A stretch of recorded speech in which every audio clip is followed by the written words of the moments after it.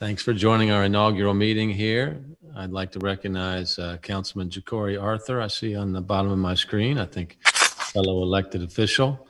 And folks, this is an extraordinary time in our city, and I would say in cities all over America right now, as they are figuring out, what does the post-pandemic world look like? Hopefully that's what we're going to be figuring out as well. So we felt it was time to bring a group of folks together to really focus on downtown. If you don't have a healthy downtown, you're not going to have a healthy city. And downtown is the heart of our city. The timing was chosen now because of where we're at with the vaccine. We've probably got about 11-12% of the city vaccinated so far, and we are vaccinating everybody that we have with every dose that we're receiving. And we'll start probably in 8 weeks or so, 7 or 8 weeks, starting to see a lot more supply in the community as well. And so as more and more people are vaccinated, and as the weather warms up and as the Derby gets closer to, there's going to be more and more people coming downtown, we hope, and more people coming back to work as well. So the question before us is then, how is downtown positioned so that it is welcoming, that it's safe, that it's clean, that we're dealing with some of the newer challenges that have been presented to us in the pandemic world around folks that are unhoused, and how do we get graffiti issues, whatever they are. And then how on the positive side, do we create events around the arts and around food and around different events that are bringing people back downtown as well. Because the one thing we all know, because the people, we got about 66 people, I think, on this committee so far, on this team, is we all have one thing in common, and that's we love our downtown and know how important it is to us. And we also know the tremendous momentum that we had downtown and until the pandemic came along. So the good news for us is we've got the physical assets in place to get back to that point of momentum and then continuing to move that forward.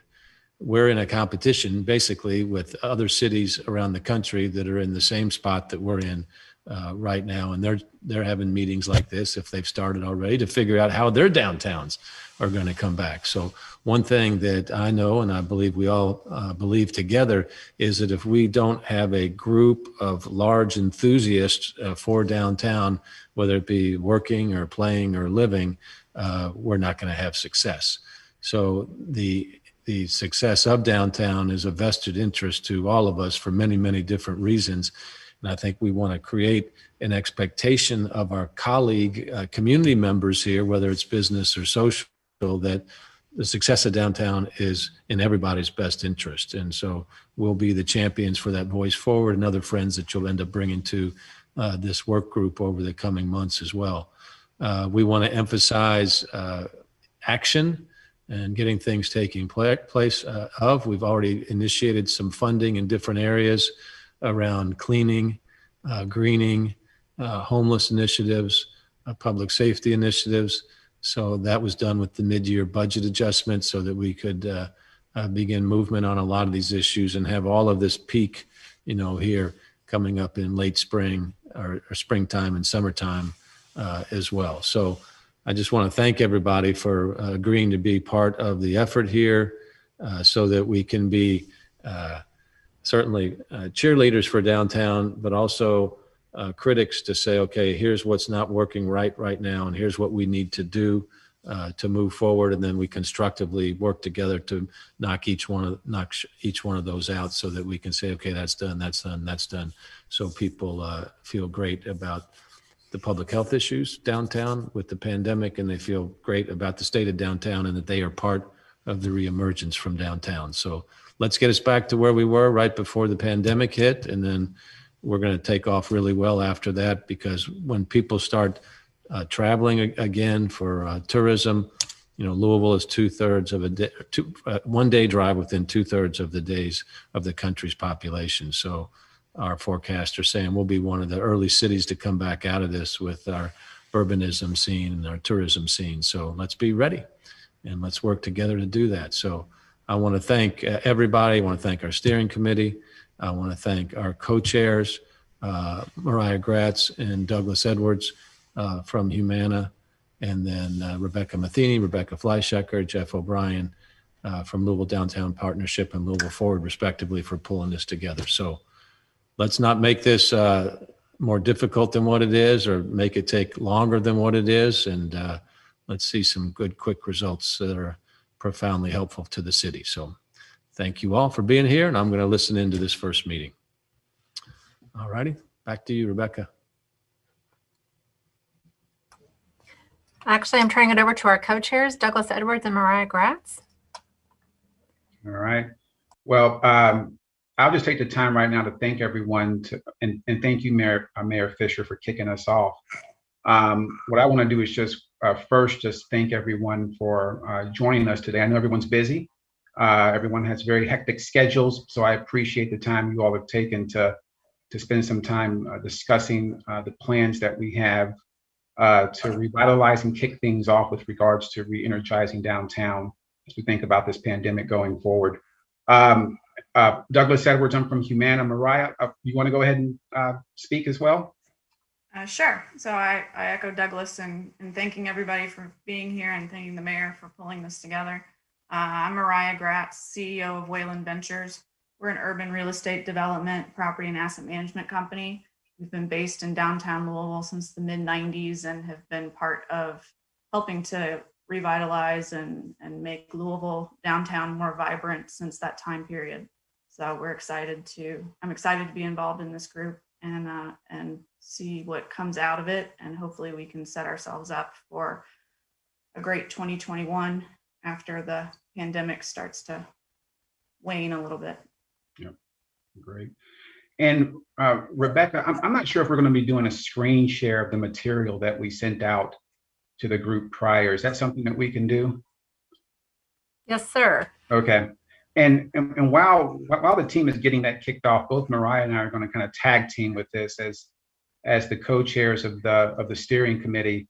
What we thought we could do before we kind of get into the meat of the agenda here is really kind of anchor this group on the project charter, and just make sure that you've had a chance to kind of read that, understand that was sent out prior to this meeting, but hopefully we can kind of get into this, if there's any questions about what's in the charter, but ultimately we want to make sure that you all are aware of this, that we're aligned around this, because this will anchor our thinking, our conversations, the dialogue for the next 3 months with regards to creating a plan to revitalize downtown. So we thought it was important for us to get this out in front of the group. The steering committee spent quite a bit of time debating and making sure that we felt that the words in here were appropriate, because again, the discussions that we'll have over the coming weeks, ultimately we want to anchor our conversations to this document here. I won't read this to you all, and then Mariah, feel free to jump in as well as we kind of go through this. But if you look at the executive summary, it talks about kind of the status of downtown. We talk about the fact that downtown currently is in decline due to COVID, and as you all know, many businesses are forced to work remote for safety reasons. Obviously, that's had an impact to tourism and foot traffic, pedestrian traffic that's downtown. Because of that, many of our small businesses have been impacted because of the decrease in the number of people that are coming downtown. Obviously, we're all aware of the social and racial justice demonstrations that have had an impact, the increase or the perceived increase in homelessness downtown, and really just a need to take action with regards to how we start to think about the revitalization. Let me just pause there. I'm not sure if anyone else from the steering committee, Mariah, anything else you want to add, but anything around the executive summary that we want to talk about or just kind of open up on?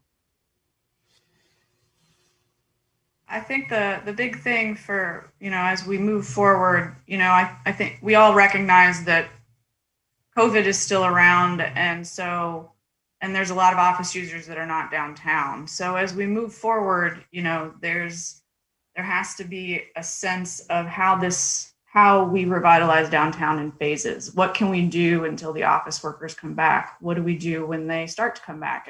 And how do we look at that time frame in the short, medium, and long term? So that is definitely important for this committee. If we say tomorrow we want to have 10,000 people in Waterfront Park for a concert, probably not going to happen. So making sure that we're cognizant of the constraints that we have, given the current environment, is important. Yep. All right. And if we can just toggle up one more page there, back to the project charter. There we go. And then, the next kind of statement that we have on this document is the problem statement, which again, it really kind of ties into the executive summary. And the problem statement is really, we talk about the business closures and the need to deal with that, the fact that we have an uptick in real estate vacancy. And then we have perceptions around safety issues, cleanliness issues, and then some residents not being welcome. We want to welcome, everyone to the downtown, but if you look at many of our Black residents or African-American residents, some don't feel welcome downtown. And that's something that we need to just make sure we have an honest conversation about. And then you've heard the, Mayor talk some about the graffiti, litter, unwanted street behavior. So again, I won't read it to you. I just want to kind of hit the highlights there, but really what I want to make sure I wanted to kind of ground people on was as we start to get into planning and thinking about what we want to do here, we anchor ourselves back to the problem statement. The other thing I also want to leave with the group here is that we want to be able to think about things that we can do here in the short term. These are things that we can really bring to life here in the coming months, because there's another group, and Rebecca, keep me honest here, that's looking at kind of the longer term planning and strategic planning for downtown. But how do we start to think about solutions that we can bring to life in 2021 so that we can really move in a quick fashion to revitalize downtown? I'll just stop there. I'm not sure if anyone else has any comments, Mariah or the steering group or anyone else. It's Rebecca Flyshaker. I do want to make sure we welcome Councilman Piagentini and Councilwoman Purvis. They are with us, and let everybody know that we also have members of the media with us, as this is an open meeting. Douglas, to your point, longer term efforts, I think if any ideas do come up from this group, we will assign them to another action plan, something that we would then take up with other groups. It could be Metro, it could be Louisville Downtown Partnership, it could be others. We don't want to keep ideas quiet. So, I mean, if those do come up, we want to catalog them and follow up with them later. Yep. Thanks, Rebecca. Okay. And then again, the goal statement is there for you to read. Hopefully you had a chance to take a look at this before this meeting, but ideally we are able to look at developing a plan by May so that we can start to think about the execution of that plan. So ultimately we want to be able to come together and think about specific things that we can do that would really have an impact here in the very, very near term future, things that we can bring to life before the end of 2021. So again, that's going to be the goal of this group, is to help us think through those things. And you can see here in the middle of the page kind of some current state assumptions and constraints. And I'll talk about this more in a second as we start to get into some other things that we want to do today. We'll have some breakout sessions, but here are some of the things. Most of this are things that you all, I'm sure you're familiar with regards to the current state of our downtown in terms of low worker and visitor populations due to the pandemic, the loss of retail business, the expected kind of longer term potential vacancy in some of our commercial buildings. We have some assumptions here, regarding community stakeholders. Welcome the linkages between what we're doing versus the work that they're doing in surrounding neighborhoods and urban areas around downtown. An assumption that we kind of are thinking about is not all businesses will return in full force downtown. So again, how do we think about that when we think about developing plans and solutions? So you have the assumptions and then the constraints. Obviously we're still working through some of the budget items related to this work. And then there's this uncertainty around the pandemic. Even though there's a lot of optimism around the vaccine and getting closer to herd immunity, there's still some unknowns with regards to how the pandemic will evolve. We've heard about we've heard about different strains and the virus continuing to evolve. So we don't know what pressure that's going to put on us, what pressure that's going to put on downtown ultimately. But we have to think about that as we think about these long-term or these near-term plans to try to revitalize downtown. And I'm sure there's more here. This is not an exhaustive list, but we wanted to kind of, give you some flavor for some of the things we need to think about as we think about the planning here for 2021. And on the right there, you see other organizations that will obviously be connected with. Obviously, we'll move forward in other organizations here as we start to think about this planning going forward. Any comments or questions there?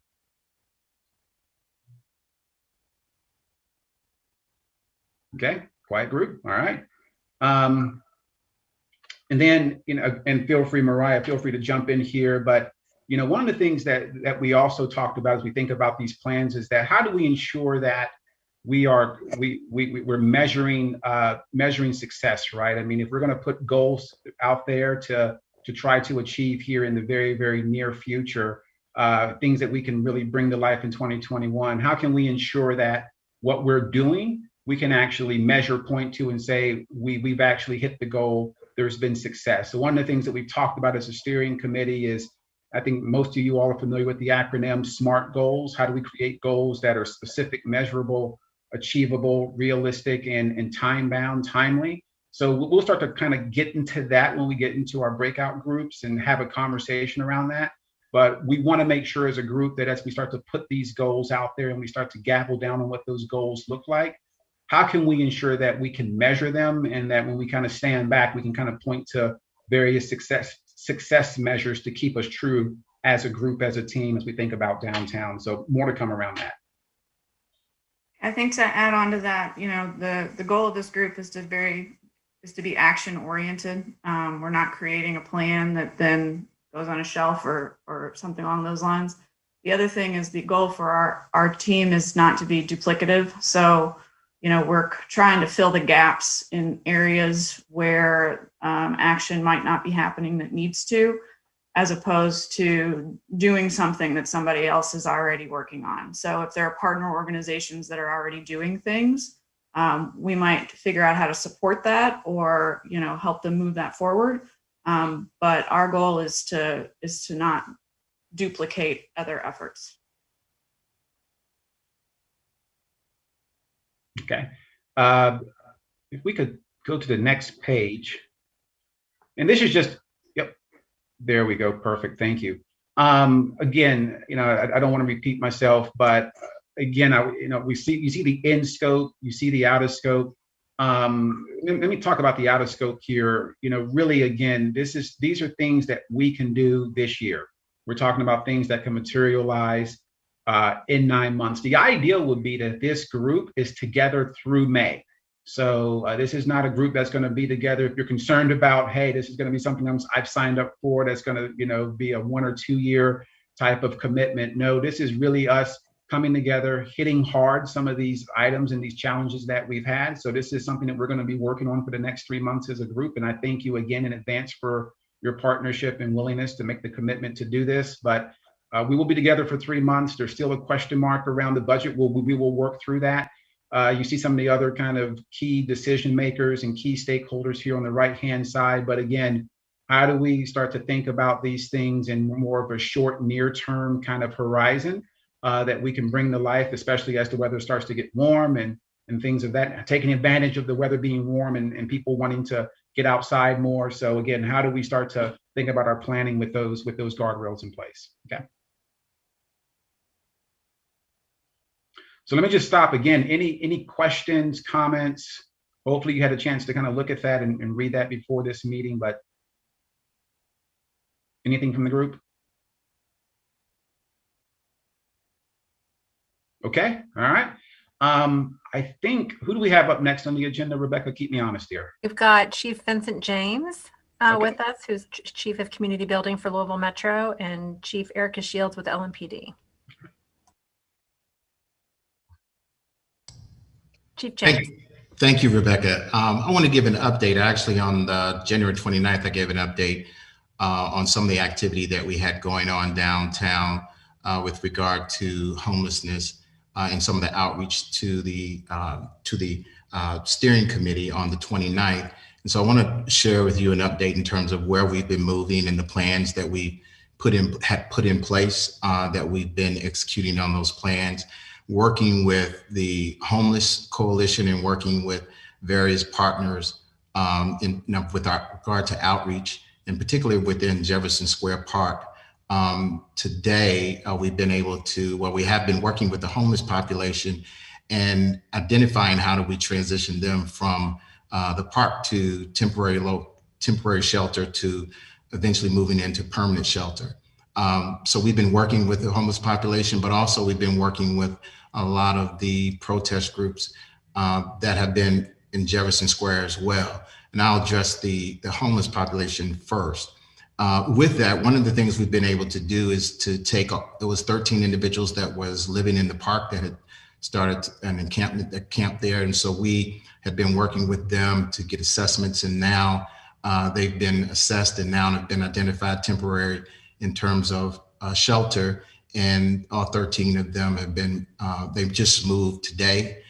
So we'll be removing the tents at this point and starting a cleanup downtown at Jefferson Square on tomorrow with the cleanup in terms of sanitizing the park and going around in the various areas in terms of making sure that everything is clean and open to the public.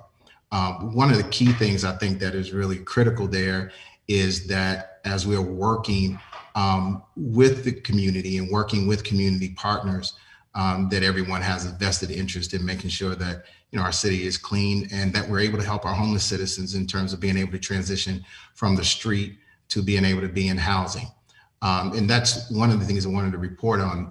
As I shared with the committee, one of the organizations, one of my agencies that's been working together with a lot of the protest groups this summer and even up until this current day, really how do we take the protests for racial and social justice and look at how we can turn the passion and the energy into movement. And so we've been working with them and identifying alternative spaces where they can provide services where they were working this summer. A lot of the things that was happening at Jefferson Square prior to just the homeless camps that we started seeing coming up, but they were providing a lot of resources to people within the community. And so we wanted them to have access to be able to continue to provide those resources. And so we've been identifying co-working spaces for the groups, like many other nonprofits that we work with in the community, to also be able to continue to carry out their mission and their purpose and their focus. And so we just didn't want to come in and just, to take everything down and move people away. We had a plan in place and we've executed the plan to engage with the folks and to be able to provide them the necessary resources for them to be able to make healthy transitions in their lives at a very difficult point in their lives, as well as how do we engage, the protest community that was protesting this summer, as well as even current today, as to how can we work together to be able to solve some of these very complex problems we have in our community. One of the things that we learned from Ferguson, and when they were going through their rebuilding their city back from the protest that centered around Michael Brown's death, that they did not involve and engage the protest community in building back the city. And that left a huge gap in between what had already been in place. One of the things that Mayor Fisher was very key on was that as we're thinking about building back the city, we have to include all of our citizens. And so having a voice at the table as it relates to the direction of the city, how we're moving, the things that we would like to see, it requires all of us to be able to participate in that. And so that's one of the things we've been very key in terms of listening to the voice of those who have been voiceless. And with that opportunity, we're able to build and develop a better product. So that's where we are today. I can share any information. If there's any questions, I'll be glad to address them at this time. Rebecca, can I ask a quick question of Chief James? Can you hear me? Yes, go ahead. Oh, okay, good. I'm using the computer audio here, so I'm good at this. So Chief, question and then broader comment. Question is, I've had a couple emails here asking for this plan related to Jefferson Square Park. This is the first I'm hearing of it.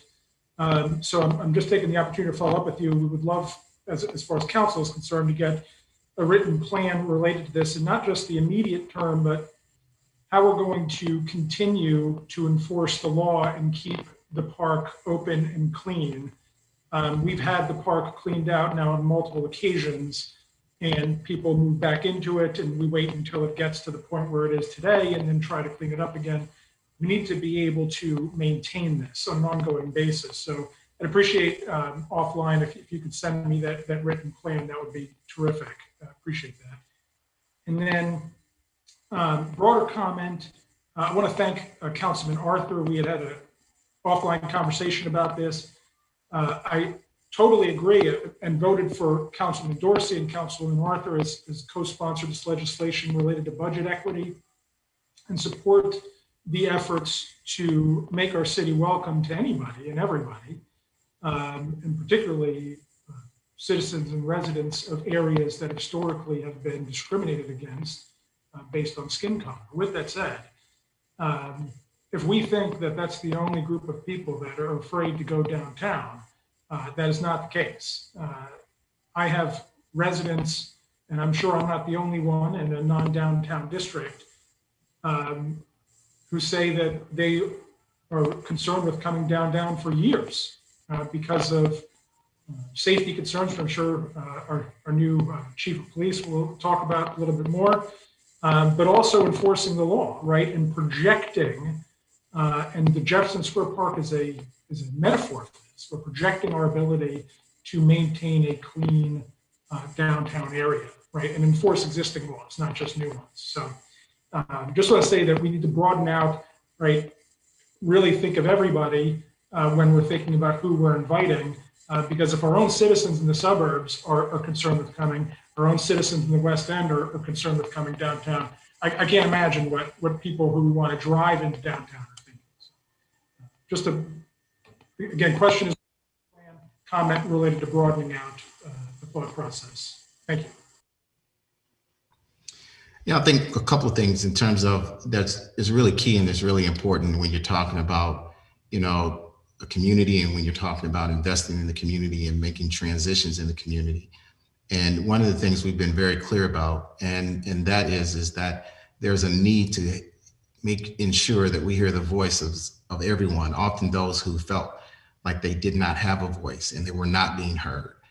That's one of the reasons we've seen across this country protests that have broken out all over the world as related to a lot of the things that had taken place as related to social justice and racial justice. And so we want to be inclusive of everyone to ensure that we have a safe community, because when you talk about public safety, it's a co-production. It's not just law enforcement. It's not just community, but it's law enforcement, community, business community, all sectors working together to produce public safety. And so that's what we've been addressing in terms of how do we do that? Sometimes when you're working like that, it doesn't look like and it doesn't feel like that all things are working together. But there's been a plan in place, and we've been executing that plan, and it's going to continue to be in place as we work to create and co-produce with all this business, all of the sectors, to be able to create a safe and healthy community for everyone where everyone can thrive. That's the essence of what compassion means and what we've been following, the tenets of how we've operated and will continue to operate. And so I'll be glad to forward you any information and plans that we have to be able to share, what we've been doing and what we've been working on and what we're going to consistently work on.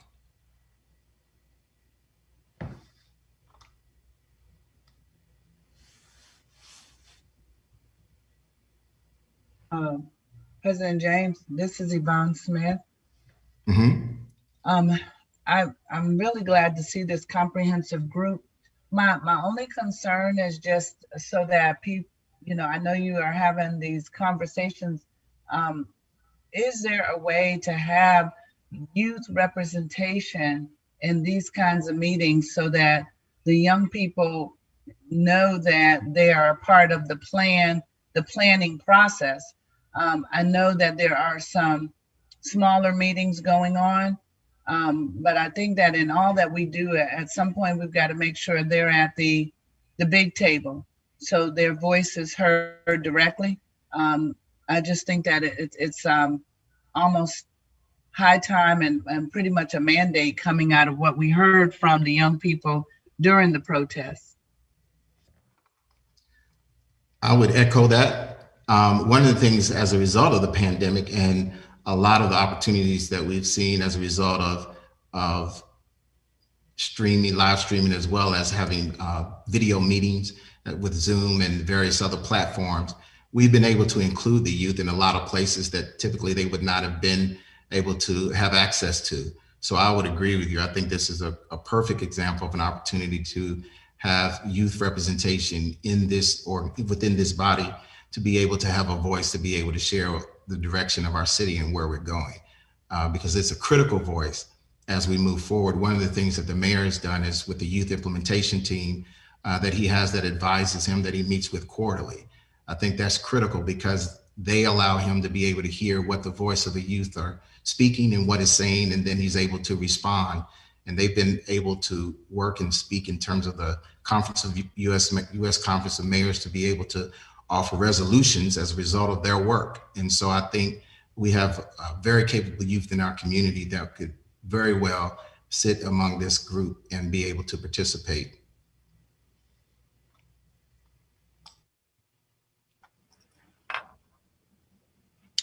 We ready to go to Chief Shields? Hi, good afternoon. Good afternoon. How are you? Thank you for having me, and I appreciate having the opportunity to talk with the board, the pre-brief, if you will, last week. And so I am acutely aware that the downtown space does not look or feel like folks need or want it to, and that you've had a tumultuous 9 months, and that COVID, hopefully the darkness of COVID will be lifting soon, and we can get back to seeing one another and feeling energized. My role at LMPD is, I look at it as though I have a very short window in which to get my hands around our staffing to ensure that you have the presence that you need in the downtown space to offer reassurances that the downtown is vibrant, it is safe. That's getting officers out, whether it's on foot or on bicycle.